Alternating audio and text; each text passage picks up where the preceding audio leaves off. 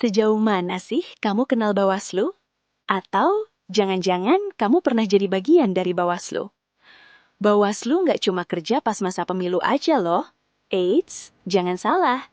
Peran Bawaslu jauh lebih luas dari itu. Yuk kita kupas tuntas bareng-bareng. Memasuki masa tahapan pemilu, Bawaslu mulai menjalankan tugas pengawasan secara intensif.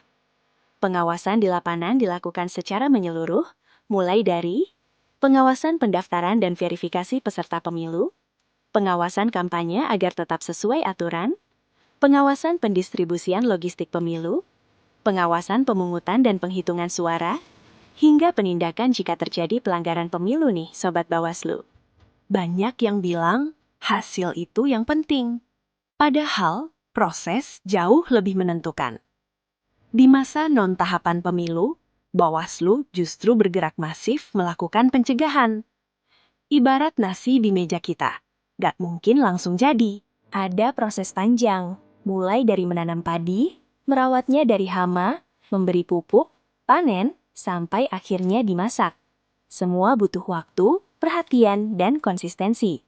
Begitu juga dengan pemilu. Di luar tahapan pemilu, Bawaslu terus bergerak lewat sosialisasi pengawasan partisipatif yang masif, menggandeng stakeholder.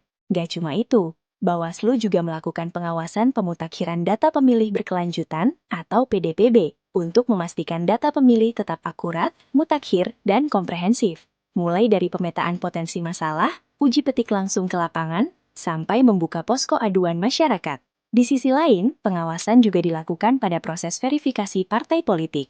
Bawaslu memastikan semua berjalan sesuai aturan yang berlaku. Dan yang tak kalah penting, Bawaslu terus memperkuat konsolidasi demokrasi. Lewat edukasi politik, pencegahan pelanggaran, pengawasan netralitas aparatur, hingga kolaborasi dengan masyarakat, perguruan tinggi, dan partai politik. Karena demokrasi yang berkualitas dibangun bukan hanya saat pemilu, tapi jauh sebelum itu. Pengawasan pemilu bukan hanya tugas Bawaslu, tapi juga kita semua. Yuk, bersama Bawaslu, kita jaga demokrasi Indonesia.